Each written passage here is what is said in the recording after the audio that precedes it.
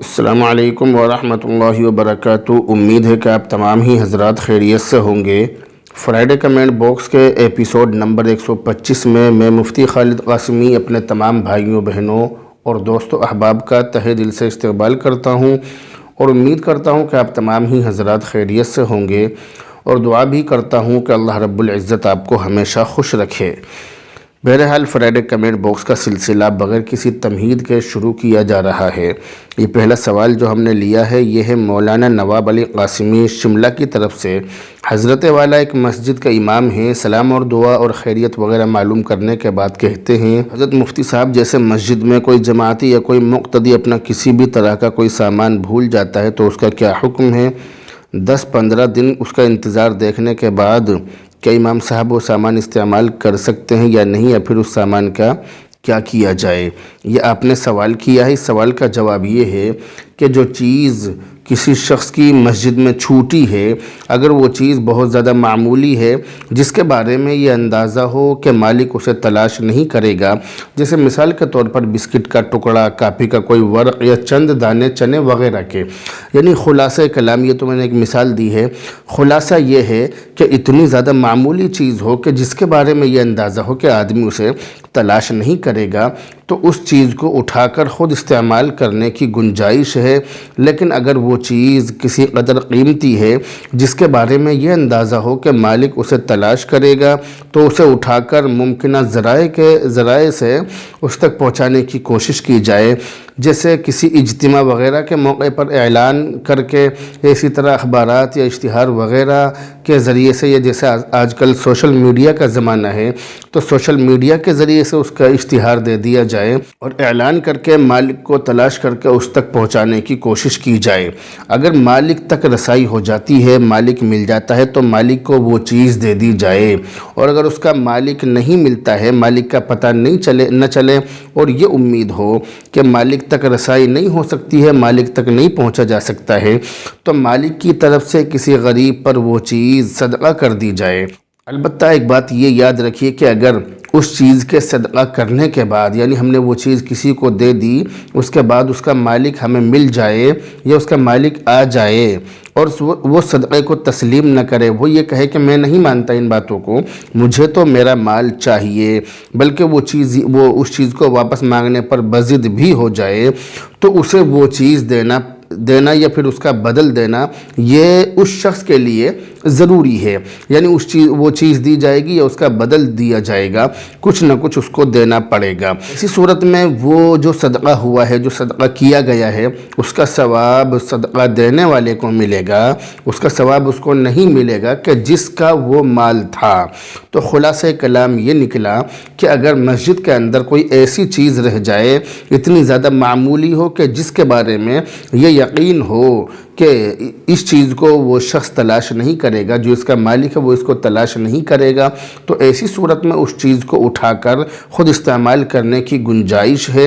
لیکن اگر وہ چیز اتنی زیادہ قیمتی ہو کہ جس کے بارے میں یہ یقین ہو کہ مالک اسے تلاش کرے گا، تو ایسی صورت میں یہ ضروری ہے کہ اس چیز کو مالک تک پہنچانے کی کوشش کی جائے، ہر ممکن کوشش کی جائے، اشتہار دے کر یا اعلان کر کے یا کسی بھی ذرائع سے، کسی بھی ممکنہ ذرائع سے اس تک پہنچانے کی کوشش کی جائے۔ لیکن اگر یہ امید ہو کہ مالک نہیں مل سکے گا، تو ایسی صورت میں اگر چاہیں تو اس چیز کو کسی غریب پر صدقہ کر سکتے ہیں۔ اس میں یہ بات یاد رکھیے کہ اگر صدقہ کرنے کے بعد اس چیز کا مالک واپس آ جائے اور اس صدقے کو تسلیم نہ کرے، بلکہ چیز مانگے، اپنا مال مانگے، اپنی رقم جو بھی چیز ہے وہ مانگے، تو ایسی صورت میں مال اٹھانے والے پر یہ ضروری ہے کہ وہ مالک کا مال واپس دے یا اس کو اس کا بدل دے۔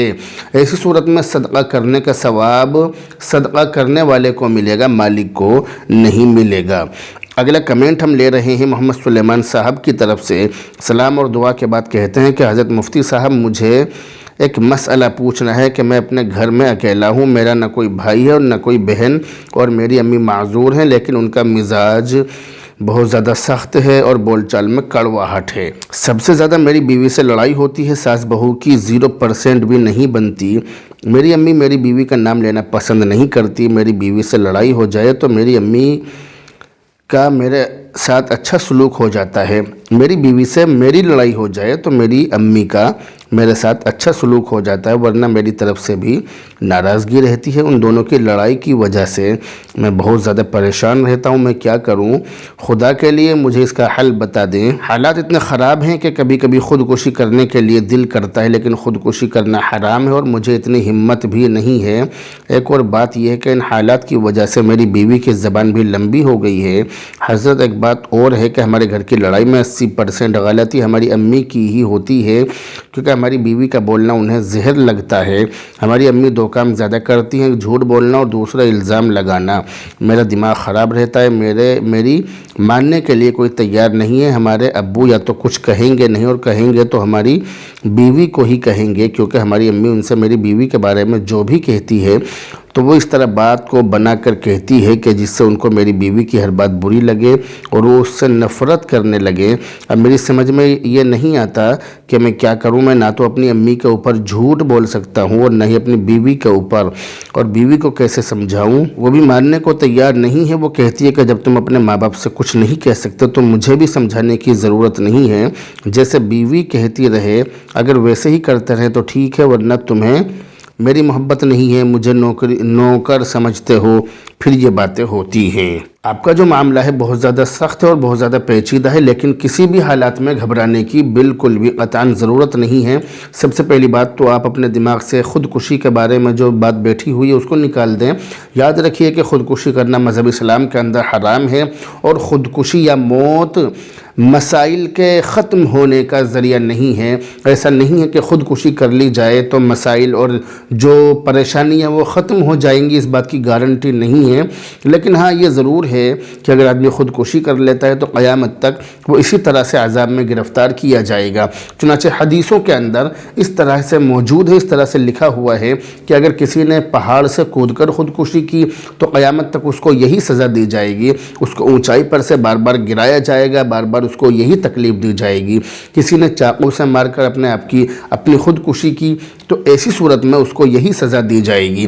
جس نے جس طرح سے خودکشی کی قیامت تک اس کے ساتھ یہی معاملہ ہوگا، اسی طرح سے اس کو اللہ کے یہاں پر عذاب دیا جائے گا۔ تو موت یا خودکشی مسائل کے ختم ہونے کا حل نہیں ہے۔ ایسا نہیں ہے کہ خودکشی کرنے سے لڑائی جھگڑے یا دنیا کی ٹینشن ختم ہو کر وہاں ہم ہمیشہ کے لیے آرام سے جا کر سو جائیں، ایسا نہیں ہے، بلکہ وہاں کے عذاب بہت زیادہ سخت ہیں۔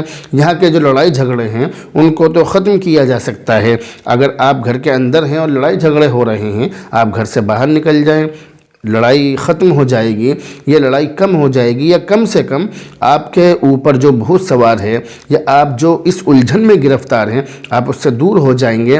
لیکن قبر میں جب آپ چلے جائیں گے، اگر آپ قبر میں چلے گئے، خودکشی آپ نے کر لی، تو ایسی صورت میں آپ کے ساتھ میں کیا حشر ہوگا اس کا اندازہ لگانا بہت زیادہ مشکل ہے۔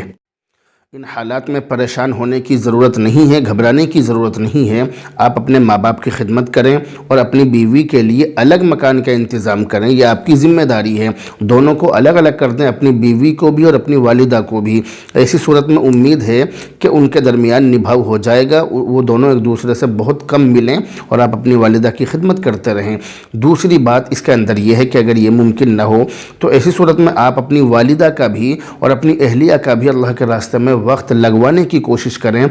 اگر آپ ان دونوں کا وقت اللہ کے راستے میں لگوائیں گے، زیادہ تر انہیں اللہ کے راستے میں بھیجیں، بار بار انہیں اللہ کے راستے میں اپنے ساتھ لے کر جائیں، اپنے والد محترم کے ساتھ اپنی والدہ کو بھیجیں اور آپ اپنی اہلیہ کو لے کر اللہ کے راستے میں جائیں، انشاءاللہ تعالی امید ہے کہ ان کے ذہنوں کے اندر وہ باتیں بیٹھیں گی، اللہ اور اس کے رسول کی باتیں اور اس کے احکام اور اس کی جو حسن اخلاق ہیں، اللہ کے نبی کے جو حسن اخلاق تھے، وہ ان کے جب یہ سنیں گی اور ان کے ذہنوں میں بیٹھیں گی تو انشاءاللہ تعالی ان کے اندر بدلاؤ آئے گا۔ اسی طرح سے آپ کسی معتبر عالم دین سے معلوم کر کے اپنے گھر میں کسی کتاب کی تعلیم کریں، جس سے آپس میں ایک دوسرے کی ہمدردی پیدا ہو اور حسن سلوک کا جذبہ سب کے اندر پیدا ہو، اور آپ کی بیوی آپ کی والدہ کو سمجھیں اور آپ کی والدہ آپ کی بیوی کو سمجھیں۔ آپ اپنی والدہ کے سامنے بھی اپنی والدہ کو بھی تعلیم میں جوڑیں اور ان کو بھی دین کی باتیں بتائیں۔ آپ خود نہیں کر سکتے تو کسی اور کے ذریعے سے یہ کام کرائیں، تاکہ انہیں جھوٹ سے نفرت ہو، ایک دوسرے پر الزام لگانے کی جو آپ کی والدہ کے اندر بیماری ہے، اس بیماری سے، اس गुनाह से वो बचें। तो ये दो बड़े बड़े गुनाह आपने उनके बारे में बतलाए, झूठ बोलना और इल्ज़ाम लगाना। अगर आप उनको दीन के रास्ते पर लाने की कोशिश करेंगी तो इससे उम्मीद है कि वो उनके अंदर सुधार आएगा। तो सुधार की ज़रूरत आपकी अहलिया को भी है और सुधार की ज़रूरत आपकी जो वालिदा है उनको भी है। आपकी वालिदा आपकी बीवी को पसंद नहीं करती हैं तो उनकी कमी की वजह से, उनकी कड़वाहट की वजह से और कड़वी कसीली बातों की वजह से आपकी बीवी का भी दिमाग ख़राब रहता है।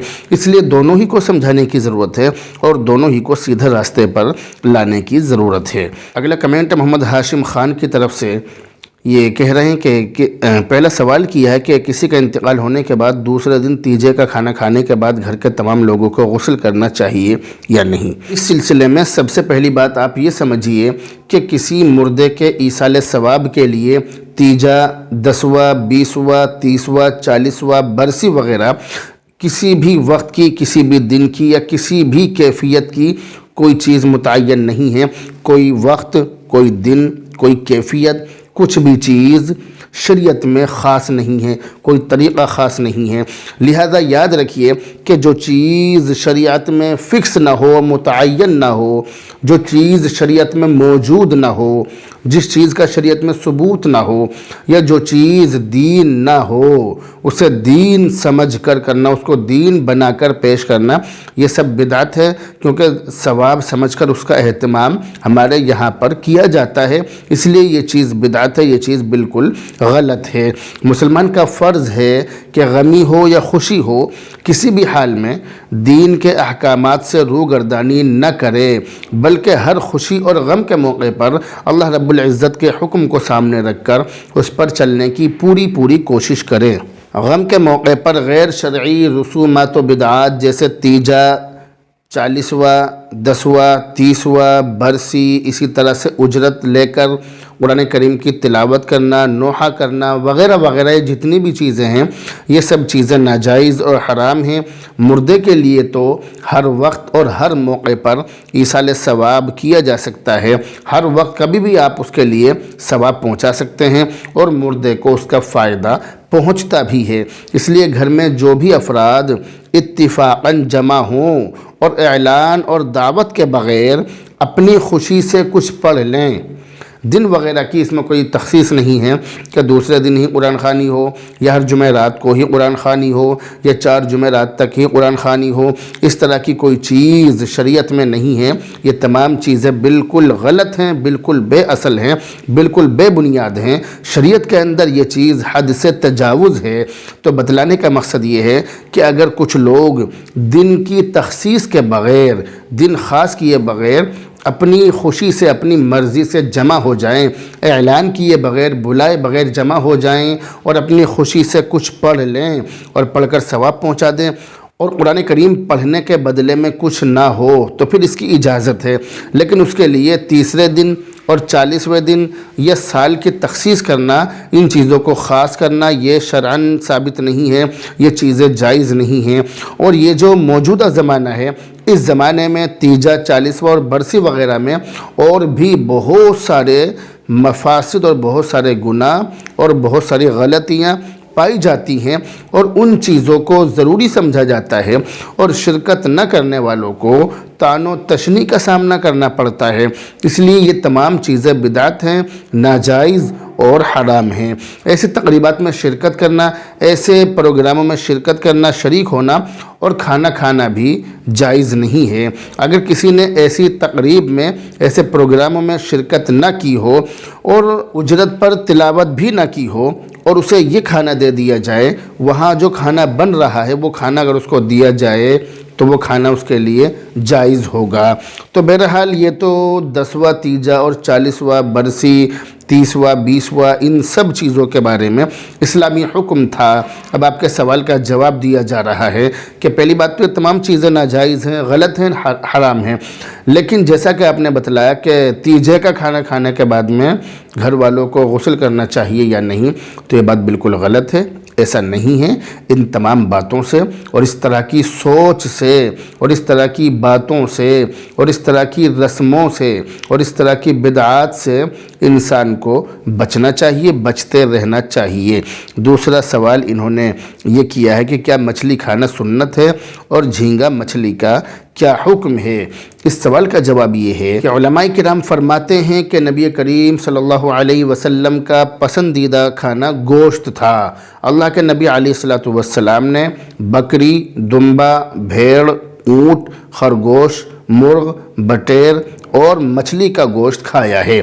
ان تمام کو اللہ کے نبی علیہ السلام کی پسندیدہ غذا تو کہا جا سکتا ہے، مگر ان چیزوں کو سنت نہیں کہا جا سکتا ہے۔ اب آتے ہیں اس مسئلے کی طرف کہ جھینگا کھانا حرام ہے یا حلال۔ تو اس سلسلے میں حکم یہ ہے کہ جھینگا مچھلی کی جنس سے ہے یا نہیں، اس میں علماء کا اختلاف ہے۔ بعض حضرات اس کو مچھلی کی جنس سے مانتے ہیں اور بعض نہیں مانتے۔ اس اختلاف کی بنا پر اس کے حکم میں بھی اختلاف ہے۔ جھینگا کو مچھلی ماننے والے جو علماء ہیں، جو فقہا ہیں، وہ اس کو حلال کہتے ہیں، اور مچھلی نہ ماننے والے اس کو ناجائز کہتے ہیں۔ اختلاف کی وجہ سے جھینگا کھانے کی گنجائش تو ہوگی، لیکن احتیاط کرنا بہتر ہے۔ اگلا کمنٹ ہے نصر الدین کستلا قاسم آباد۔ یہ کہہ رہے ہیں، یہ ہاپوڑ سے ہی ہے، لیکن کستلا کہاں پر ہے؟ کوئی گاؤں ہے؟ قاسم آباد، کستلا قاسم آباد کوئی گاؤں ہے یا ہاپوڑ کا ہی کوئی محلہ ہے؟ اس کے بارے میں مجھے علم نہیں ہے، لیکن بہرحال ان کے سوال آتے رہتے ہیں۔ انہوں نے سوال کیا ہے کہ محترم جناب مفتی صاحب السلام علیکم ورحمۃ اللہ وبرکاتہ۔ وعلیکم السلام ورحمۃ اللہ وبرکاتہ۔ معلوم یہ کرنا ہے کہ اگر قرآنی آیات کے ذریعے سے بنا ہوا دھاگا یا تعویذ گردن یا بازو میں باندھ لیں تدبیر کے طور پر، جیسا کہ آدمی دوا کرتا ہے، تو کیا اس دھاگے کو باندھ کر نماز پڑھ سکتا ہے یا نماز سے پہلے اس کو کھولنا ضروری ہے؟ یہ انہوں نے سوال کیا ہے۔ یاد رکھیے کہ تعویذ پہننا ان شرائط کے ساتھ جائز ہے۔ نمبر 1، تعویذ کفریہ، شرکیہ یا کسی بھی قسم کے ناجائز کلمات پر مشتمل نہ ہو۔ نمبر 2، تعویذ کے مؤثر بذات ہونے کا عقیدہ نہ ہو، یعنی اس کے بارے میں یہ عقیدہ نہ ہو کہ تعویذ سے ہی اثر ہوگا، بلکہ ذہن میں یہ بات ہو، عقیدہ یہ ہو کہ اللہ کے حکم سے تعویذ کے ذریعے سے عمل ہوگا۔ نمبر 3، تعویذ مجہول المعنی الفاظ پر مشتمل نہ ہو، یعنی تعویذ کے اندر جو لکھے ہوئے کلمات ہیں وہ ایسے نہ ہوں کہ جن کلمات کا جو معنی ہے، مطلب ہے، وہ معلوم نہ ہو۔ اس طرح کے الفاظ نہ ہوں، بلکہ الفاظ اس طرح کے ہوں کہ جن کے معنی معلوم ہوں، یعنی تعویذ قرآن و حدیث یا اللہ تعالیٰ کے اسماء اور صفات پر مشتمل ہو، یا عربی یا کسی اور زبان کے ایسے الفاظ پر مشتمل ہو کہ جن میں کفر، شرک یا گناہ کی بات نہ ہو اور ان کا مفہوم بھی معلوم ہو اور اس کے مؤثر بذات ہونے کا یقین بھی نہ ہو۔ اسی طرح سے منت وغیرہ یا دفع بلا کے عقیدے سے دھاگا باندھنا یہ شرعاً ناجائز ہے۔ اس میں عقیدے کی خرابی کے ساتھ کفار سے مشابہت بھی پائی جاتی ہے۔ البتہ بطور تعویذ اس پر قرآن مجید وغیرہ پڑھ کر باندھا جائے تو شدید ضرورت کے وقت اس کی گنجائش ہے۔ شدید ضرورت کے وقت، جب بہت زیادہ ضرورت ہو، بہت زیادہ پریشانی ہو، اس کے بغیر کوئی راستہ نہ ہو، تو ایسی صورت میں پھر اس کی گنجائش ہے، پھر اس کو باندھ سکتے ہیں۔ لیکن عوام ان چیزوں میں تمیز نہیں کر پاتے، اس لیے لوگوں کا، عوام کا اس سے اجتناب کرنا اور اس سے بچنا ہی بہتر ہے۔ اگلا کمنٹ ہے اسعد اعزازی ویٹ، ضلع ہاپوڑ کی طرف سے۔ ان کا سوال یہ ہے کہ لال خط اور نکاح کی تاریخ کے درمیان 2 چاند دیکھنا ضروری ہے یا نہیں؟ یہ انہوں نے سوال کیا ہے۔ لال خط اور نکاح کی تاریخ، سب سے پہلی بات تو یہ کہ لال خط مذہب اسلام کے اندر اس کی کوئی حقیقت نہیں ہے، یہ ایک رسم ہے جو غیروں کی طرف سے مسلمانوں میں آ گئی ہے۔ لال خط مذہب اسلام کے اندر کوئی حیثیت نہیں رکھتا ہے۔ اب آپ نے سوال کیا کہ لال خط اور نکاح کی تاریخ کے بیچ میں، نکاح کی تاریخ کے درمیان 2 چاند دیکھنا ضروری ہے یا نہیں؟ اس کا جواب یہ کہ 2 چاند دیکھنا یا اس کا خیال رکھنا یہ بالکل بھی ضروری نہیں ہے، بلکہ یہ غلط ہے اور یہ بے بنیاد ہے، شریعت کے بالکل خلاف ہے۔ شریعت میں اس طرح کی کوئی چیز نہیں ہے یہ، بلکہ اگر میں یہ کہوں تو غلط نہیں ہوگا کہ یہ اغلاط العوام میں سے ہے۔ دوسرا سوال انہوں نے یہ کیا ہے کہ اگر مقتدی کی 1 یا 2 رکعت چھوٹ جائے تو وہ امام کے پہلے سلام پھیرنے پر ہی کھڑا ہوگا یا دونوں سلام پھیرنے کے بعد کھڑا ہوگا؟ یہ انہوں نے سوال کیا ہے۔ اس سوال کا جواب یہ کہ امام کے دونوں طرف سلام پھیرنے کے بعد اس شخص کو اپنی بقیہ نماز پوری کرنے کے لیے کھڑا ہونا چاہیے تاکہ اس کو پتہ چل جائے کہ امام پر سجدہ سہو نہیں ہے۔ اگلا کمنٹ شائستہ پروین کی طرف سے، بہن کہہ رہی ہیں کہ میرے بیٹے کو کچھ یاد نہیں رہتا اور اس کا ایگزام بھی آ رہا ہے، کوئی ایسی دعا بتا دو کہ وہ پاس ہو جائے۔ ایگزام میں پاس ہونے کے لیے، انٹرویو وغیرہ میں پاس ہونے کے لیے یہ بہت اچھی دعا ہے۔ دعا یہ ہے یا اللہ المحمود بکل افعالہ، یا اللہ، یہ دعا ہے یا اللہ المحمود بکل افعالہ یا اللہ، یہ دعا ہے، بہت زیادہ مجرب دعا ہے، اس کا بارہا تجربہ کیا گیا، جن لوگوں کو بھی یہ دعا بتلائی گئی انہیں اس سے فائدہ ہوا۔ تو آپ اس دعا کو پڑھیں، خود بھی پڑھیں اور دوسروں کو بھی بتلائیں۔ پڑھنے کا طریقہ یہ ہے کہ جب آپ کے ایگزام کے دن شروع ہو جائیں، یعنی جب آپ کو یہ لگے کہ اب ایگزام آنے میں 10-12 دن باقی ہیں، تو ان دنوں میں جب بھی آپ کو وقت ملے، جب بھی آپ کی زبان خالی ہو، آپ اس دعا کو پڑھتے رہیں، یعنی اس کا ورد کریں۔ بتلانے کا مقصد یہ کہ اس کا ورد کریں، اس کو زیادہ سے زیادہ پڑھیں، اس میں آگے پیچھے کچھ بھی پڑھنے کی یا کچھ ملانے کی ضرورت نہیں ہے۔ اسی طرح سے انہوں نے کہا ہے کہ میرے بیٹے کو کچھ یاد نہیں رہتا، تو اگر کوئی بات یاد نہیں رہتی ہے، یعنی جو پڑھتے ہیں وہ یاد نہیں رہتا، ذہن میں نہیں بیٹھتا ہے، پریشانی رہتی ہے، ایسی صورت میں آپ یہ کام کریں کہ سب سے پہلا کام تو یہ ہے کہ 5 وقت کی نماز پڑھنے کی کوشش کریں، 5 وقت کی نماز پڑھیں۔ اگر لڑکا ہے تو باجماعت پڑھے، لڑکی ہے تو پابندی سے اپنے گھر پر پڑھیں، لیکن بہرحال نماز کی پابندی کریں، اور ہر فرض نماز کے بعد آیت الکرسی اور یہ دعا پڑھیں جو آپ کو میں اب بتلانے جا رہا ہوں۔ دعا یہ ہے، یہ تقریباً میں اپنے بچپن سے ہی، جب میری عمر تقریباً 5 یا 6 سال 7 سال ہوگی، میں اسی وقت سے اس دعا کو پڑھ رہا ہوں۔ اللہم اخرجنا من ظلمات الوہم واکرمنا بنور الفہم وافتح علینا ابواب فضلک ویسر علینا خزائن علمک سبحانک لا علم لنا الا ما علمتنا انک انت العلیم الحکیم۔ آپ اس دعا کو پڑھیں۔ جب میں چھوٹا سا تھا تو میرے والد محترم نے مجھے یہ دعا بتلائی تھی کہ آیت الکرسی اور یہ دعا ہر فرض نماز کے بعد پڑھنی ہے۔ میں نے اسی دن سے عہد کر لیا تھا کہ مجھے یہ دعا پڑھنی ہے۔ اب اس کو پڑھتے پڑھتے مجھے تقریباً 28-30 سال یا جتنا بھی لمبا عرصہ، یعنی میں چھوٹا سا تھا اس وقت کے بعد سے میں نے پڑھنی شروع کر دی تھی، تو اتنا لمبا عرصہ مجھے اس کو پڑھتے ہوئے ہو گیا ہے۔ اگلا کمنٹ ہے حضرت مولانا طارق عباس صاحب قاسمی کی طرف سے۔ حضرت والا سلام اور دعا اور خیریت وغیرہ معلوم کرنے کے بعد کہتے ہیں کہ حضرت مفتی صاحب، میں یہ معلوم کر رہا ہوں کہ ایک شخص جادو سیکھ کر آیا ہے مگر وہ کسی کا برا نہیں کرتا، وہ اس جادو کا غلط استعمال بھی نہیں کرتا ہے، تو میں یہ معلوم کر رہا تھا کہ اس سے علاج کرانا کیسا ہے، آپ اس کا حکم بیان فرما دیں۔ یاد رکھیے کہ جو شخص جادو کی بیماری میں مبتلا ہو، جس پر جادو کر دیا گیا ہو، جو جادو میں پھنس گیا ہو، جادو کی چپیٹ میں آ گیا ہو، تو اس کا علاج جادو سے نہ کیا جائے، کیونکہ شر برائی کے ساتھ اور کفر کے ساتھ ختم نہیں کیا جا سکتا، بلکہ شر اور برائی جو ہے یہ خیر اور بھلائی سے ختم ہوگی۔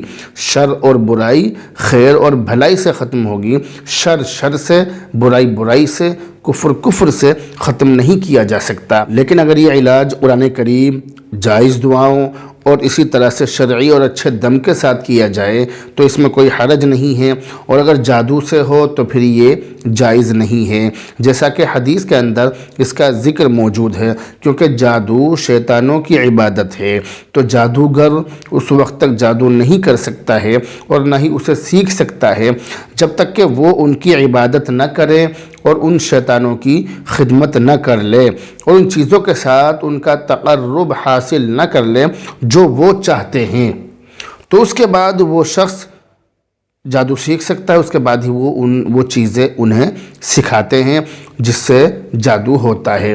تو بہرحال بتلانے کا مقصد یہ ہے کہ یہ جو جادو ہے یہ کوئی ایسی چیز نہیں ہے، یہ جادو بہت خطرناک چیز ہے اور شریعت کے اندر بالکل منع ہے، جادوگر شریعت کے اندر ناپسندیدہ ہے، تو جادو شیطانوں کی عبادت کے بعد ہی سیکھا جا سکتا ہے، شیطانوں کو خوش کرنے کے بعد ہی سیکھا جا سکتا ہے، اس لیے آپ کام وہ کریں کہ جو اللہ کے نبی نے بتلائے ہیں۔ قرآن کریم سے آیت کریمہ سے، اور اس کے علاوہ قرآن کریم کی بہت ساری آیتیں ہیں، اللہ کے نبی کی حدیثوں کے اندر بہت ساری دعائیں مذکور ہیں، اسی طرح سے معوذتین ہیں، قل اعوذ برب الفلق اور قل اعوذ برب الناس، ان دونوں صورتوں کے اندر جادو کا توڑ موجود ہے، آپ اس کو کریں۔ اسی طرح سے سورہ فاتحہ جو ہے الحمد شریف، آپ اس کو بھی پڑھیں۔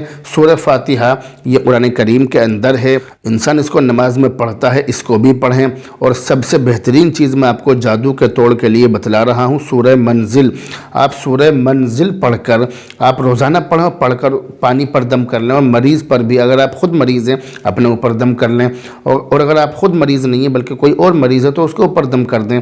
لیکن بہرحال یہ جو میں نے آپ کو بتلائی اس سورہ منزل، آپ اس کو پڑھ کر مریض پر دم کریں اور پانی پر دم کریں۔ مریض اس پانی کو پورے دن پیے، پوری رات پیے، جب بھی پیاس لگے اس کا پانی پیے، انشاءاللہ تعالی مریض کو بہت جلد افاقہ اور بہت جلد سکون ہوگا، مریض کو بہت جلد اس سے آرام ہوگا۔ لیکن یہ بات ضرور یاد رکھیے کہ سورہ منزل پڑھنے والا یا ان تمام چیزوں کو پڑھ کر مریض پر دم کرنے والا شخص یقین رکھتا ہو کہ ان چیزوں سے فائدہ ہوتا ہے۔ اگر وہ یقین رکھے گا انشاءاللہ تعالی آرام ہوگا۔ اس لیے آپ میری ان باتوں کو سمجھیں کہ جادو کا علاج جادو نہیں ہے، بلکہ جادو کا علاج آیات قرآنی کے ذریعے سے کیا جائے، اللہ کے نبی کی حدیثوں میں بتلائی ہوئی دعاؤں کے ذریعے سے کیا جائے، انشاءاللہ تعالی فائدہ ہوگا، جادو زائل اور ختم ہو جائے گا۔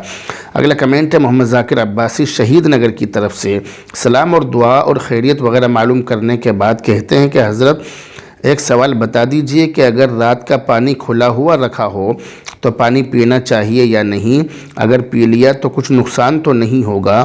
پلیز بتا دیجئے، دعا میں یاد رکھنا۔ السلام علیکم ورحمۃ اللہ وبرکاتہ۔ وعلیکم السلام ورحمۃ اللہ وبرکاتہ۔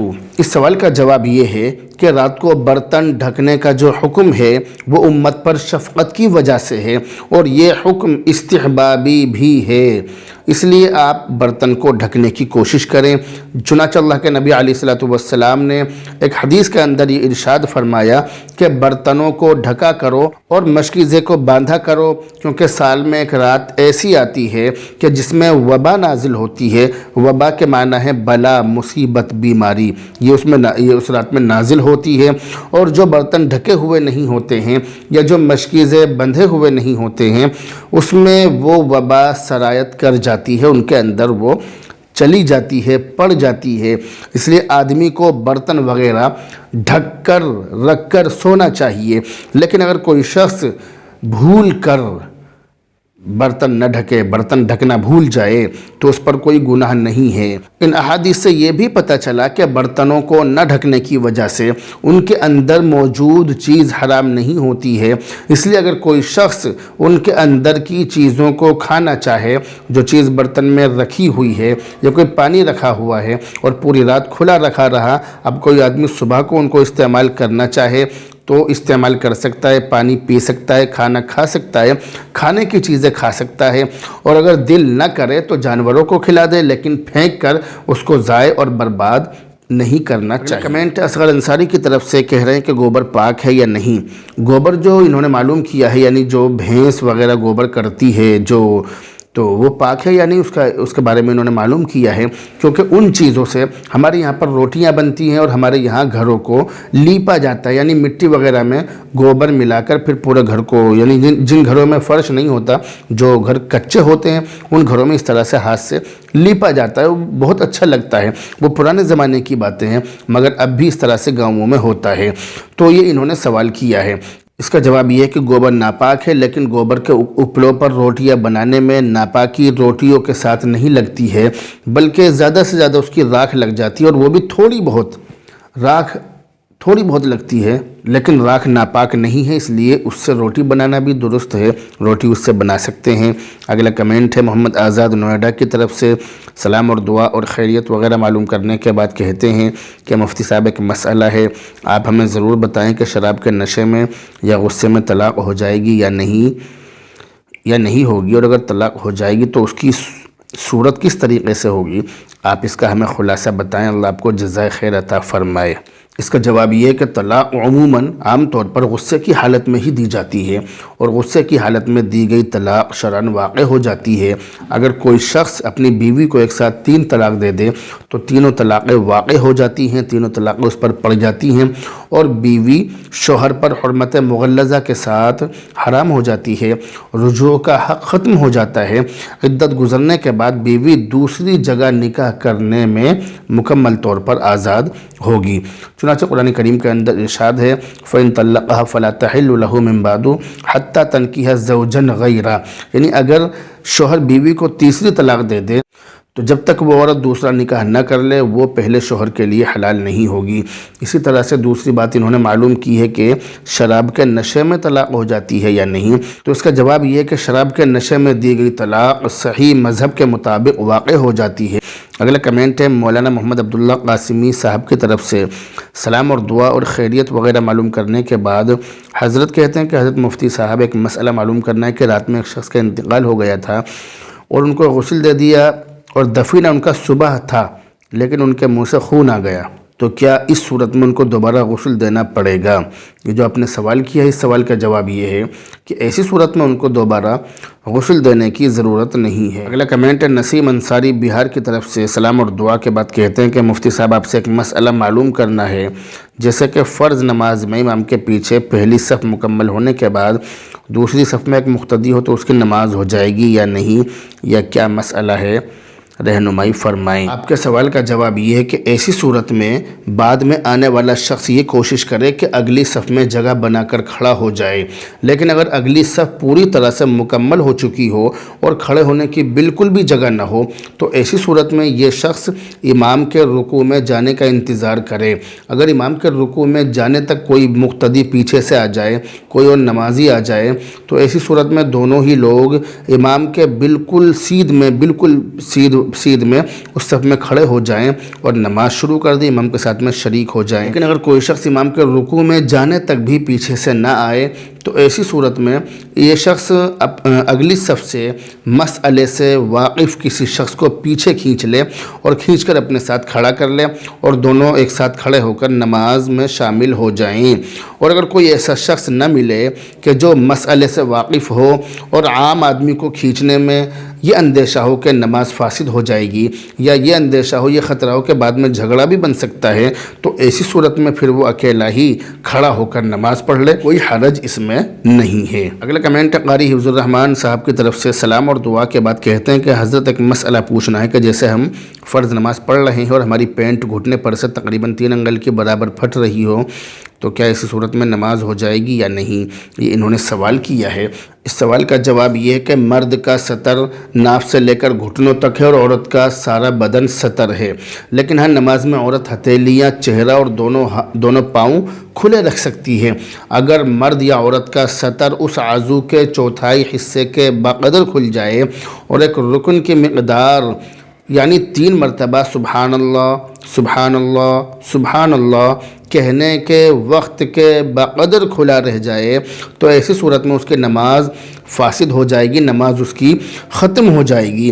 اور اگر ایک چوتھائی حصے سے کم کھلا ہو یا چوتھائی یا اس سے زیادہ کھلا ہو لیکن ایک رکن کے وقت کے بقدر کھلا ہوا نہ رہے، یعنی اس سے پہلے ہی وہ ڈھک لے، تو ایسی صورت میں اس کی نماز نہیں ٹوٹے گی، نماز اس کی فاسد نہیں ہوگی۔ اس مسئلے کو سامنے رکھ کر آپ اپنے مسئلے کو آسانی سے سمجھ سکتے ہیں۔ اگلا کمنٹ محمد امتیاز گڈا بہار سے، سلام اور دعا کے بعد کہتے ہیں کہ حضرت اسٹرابیری کھانا کیسا ہے، یہ انہوں نے سوال کیا ہے۔ اسٹرابیری پھل کھانا یہ جائز ہے، یہ ہمارے یہاں پر دکانوں پر ٹھیلوں پر بہت زیادہ ملتا ہے، لیکن جیسا کہ اس کے بارے میں بہت سارے لوگ یہ کہتے ہیں، یعنی عوام میں سے ہی لوگ اس کے بارے میں کہتے ہیں کہ یہ پھل کھانا جائز نہیں ہے کیونکہ زقوم کا درخت ہے، اور زقوم ان شجرۃ الزقوم طعام الاسیم، اس کے بارے میں قرآن کریم کے اندر موجود ہے کہ جہنمیوں کا کھانا ہوگا، تو اس لیے یہ کھانا جائز نہیں ہے، اسٹرابیری کھانا جائز نہیں ہے۔ ایسا لوگ کہتے ہیں کہ یہ جہنم کا پھل ہے اس لیے کھانا جائز نہیں ہے، یہ بات بالکل غلط ہے، ایسا نہیں ہے۔ زقوم کا جو درخت ہے وہ الگ ہے، زقوم کا زقوم جو ہے وہ الگ چیز ہے اور یہ الگ چیز ہے۔ زقوم جزیرۃ العرب میں اور اس کے علاوہ دوسرے بنجر صحراؤں میں بھی پایا جاتا ہے۔ صاحب روح المعانی نے لکھا ہے کہ دوسرے بنجر صحراؤں میں بھی پایا جاتا ہے، مگر یہ اسٹرابیری نہیں ہے، اسٹرابیری الگ چیز ہے اور زقوم الگ چیز ہے۔ لغت کی کتابوں میں کہیں بھی زقوم کا مصداق اسٹرابیری کو قرار نہیں دیا گیا ہے۔ اگلا کمنٹ ہے زکریا عالم کی طرف سے، کہہ رہے ہیں کہ جس نے نبی کو دیکھا ہے وہ صحابی کہلاتا ہے، تو اگر کوئی نبی کو خواب میں دیکھے تو کیا وہ بھی صحابی ہے؟ اس کا جواب یہ ہے کہ نبی کو خواب میں دیکھنے والا شخص صحابی نہیں ہے اور صحابی نہیں کہلا سکتا ہے۔ صحابی وہ ہے کہ جس نے اللہ کے نبی علیہ السلام کو ایمان کی حالت میں دیکھا ہو اور ایمان کی حالت میں ہی ان کا انتقال ہوا ہو، ان کی وفات ہوئی ہو۔ اگلا کمنٹ جمیل احمد کی طرف سے، کہہ رہے ہیں کہ مفتی صاحب قرآن میں 15 سجدے ہیں لیکن سب لوگ 14 سجدے بتاتے ہیں، تو ہمیں کتنے سجدے کرنے چاہیے؟ یہ انہوں نے سوال کیا ہے۔ اس کا جواب یہ ہے کہ فقہائے احناف کے نزدیک دلائل کی روشنی میں قرآن کریم میں 14 سجدے ہیں۔ 14 آیات ایسی ہیں کہ جن کے پڑھنے یا سننے سے سجدہ کرنا واجب ہو جاتا ہے۔ سورہ حج کے اختتام سے قبل، سورہ حج جہاں پوری ہو رہی ہے وہاں پر اسے تھوڑا سا پہلے ایک آیت ہے، فقہائے احناف کے نزدیک وہاں پر سجدہ کرنا واجب نہیں ہے۔ اس کے جو تفصیلی دلائل ہیں وہ آپ کتابوں کے اندر دیکھ سکتے ہیں، لیکن بہرحال وہ سجدہ جو سورہ حج کے اختتام پر ہے وہ فقہائے احناف کے نزدیک سجدہ نہیں ہے، اس پر سجدہ کرنے کی ضرورت نہیں، اس پر سجدہ نہیں ہوگا۔ دوسرا سوال بھی انہی کی طرف سے یہ کہہ رہے ہیں کہ مفتی صاحب کوئی خاتون سنت روزہ رکھے اور اس دوران حیض آ جائے تو کیا اس روزے کی قضا اس خاتون کے ذمہ لازم ہوگی؟ یہ انہوں نے سوال کیا ہے، تو اس کا جواب یہ ہے کہ نفل روزہ یا نفل نماز یا سنت روزہ یہ رکھنے سے، یعنی شروع کر دینے کے بعد اگر توڑ دیا گیا تو بعد میں اس کی قضا کرنا واجب ہے۔ چنانچہ اگر کسی عورت نے نفلی روزہ رکھا یا سنت روزہ رکھ لیا، پھر صبح صادق کے بعد اسے حیض آ جائے، اسے ماہواری آ جائے، تو اس کا روزہ فاسد ہو جائے گا، ٹوٹ جائے گا۔ اس لیے حیض ختم ہونے کے بعد کبھی بھی اس روزے کی قضا کرنا اس کے لیے واجب ہوگا، وہ اس روزے کی قضا کرے گی۔ ایسا نہیں ہے کہ اگر ماہواری آ جائے یا روزہ ٹوٹ جائے، نفلی یا سنت روزہ اگر ٹوٹ جائے تو پھر اس کا رکھنا واجب نہ ہو، تو ایسا نہیں ہے۔ اگلا کمنٹ صاحب عالم سعید کی طرف سے، سلام اور دعا کے بعد یہ کہتے ہیں کہ مجھے یہ پوچھنا ہے کہ حدیث میں ہے کہ حافظ اپنے خاندان کے 10 ایسے لوگوں کی سفارش کرے گا کہ جن کے لیے جہنم واجب ہو چکی ہوگی، تو خاندان والوں سے کیا اس کے خونی رشتہ دار جیسے دادا، چچا وغیرہ مراد ہیں یا نانی، ماموں وغیرہ مراد ہیں؟ جواب عنایت فرمائیں، عین نوازش ہوگی۔ اس کے بارے میں کتابوں کے اندر، حدیثوں کے اندر یہ مذکور ہے کہ اس کے خاندان کے 10 لوگوں کی سفارش کی جائے گی، یعنی حافظ قرآن اپنے خاندان کے 10 ایسے لوگوں کی سفارش کرے گا کہ جن کے لیے جہنم واجب ہو چکی ہوگی۔ لیکن کسی بھی کتاب میں، کسی بھی معتبر کتاب میں اور کسی بھی حدیث کے اندر اس چیز کی وضاحت نہیں ہے، اس چیز کی صراحت نہیں ہے کہ خاندان والوں سے کون لوگ مراد ہیں۔ اس سے مراد اس کے دادا کی طرف کے لوگ ہیں یا اس کے نانا، ماموں وغیرہ کی طرف کے لوگ ہیں، اس طرح کی کوئی بات نہیں، کوئی صراحت نہیں ہے۔ امید ہے کہ دونوں ہی طرف کے لوگ ہوں گے، لیکن جو چیز خاص نہ ہو، جو چیز شریعت میں مخصوص نہ ہو، اس چیز کو خاص کرنا، مخصوص کرنا شریعت اس بات کی اجازت نہیں دیتی ہے، اس لیے اس چیز کو خاص نہیں کیا جا سکتا ہے۔ اگلا کمنٹ محمد عبید اللہ علوی کی طرف سے، کہہ رہے ہیں کہ مفتی صاحب پھوپھی کی لڑکی سے نکاح جائز ہے یا نہیں؟ یہ انہوں نے سوال کیا ہے۔ اس کا جواب یہ ہے کہ کسی بھی مرد کے لیے اس کی پھوپھی زاد بھائی کی بیٹی یا پھوپھی زاد بہن کی بیٹی یا اس کی پھوپھی کی بیٹی چونکہ محارم میں سے نہیں ہے، اس لیے ان سے نکاح کرنا یہ جائز ہے، بشرطے کہ حرمت کی کوئی اور وجہ، مثلاً رضاعت وغیرہ وہاں پر موجود نہ ہو، یہ چیز وہاں پر پائی نہ جا رہی ہو۔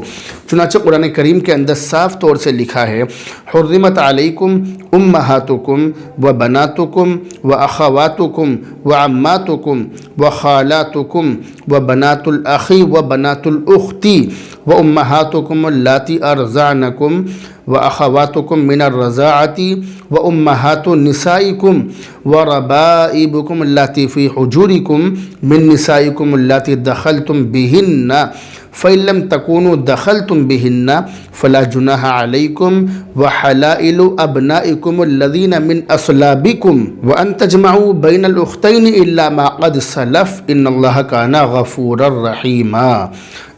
इस पूरी आयत के अंदर अल्लाह ताला ने वो रिश्ते बतलाए कि जो इंसान के लिए हराम हैं, हुर्रिमत हराम कर दिए गए, ये तमाम रिश्ते वो बतलाए हैं। अगला और आखिरी कमेंट है मोहम्मद सुलेमान साहब की तरफ से, कह रहे हैं कि एक मसला पूछना चाहता हूं कि क्या मर्द शर्मगाह के बाल साफ़ करने के लिए क्रीम या साबुन का इस्तेमाल कर सकते हैं और लेडीज़ ब्लेड का इस्तेमाल कर सकती है या नहीं, इसके बारे में बताएं, शुक्रिया, जज़ाकल्लाह। इसका जवाब यह है कि मर्द के लिए ज़ेर नाफ बाल को ब्लेड या इसी तरह से उस तरह वगैरह से साफ़ करना बेहतर और मुस्तहब है, लेकिन अगर उसने बाल सफ़ा साबुन पाउडर या क्रीम वगैरह से बालों को साफ़ कर लिया तब भी जायज़ है।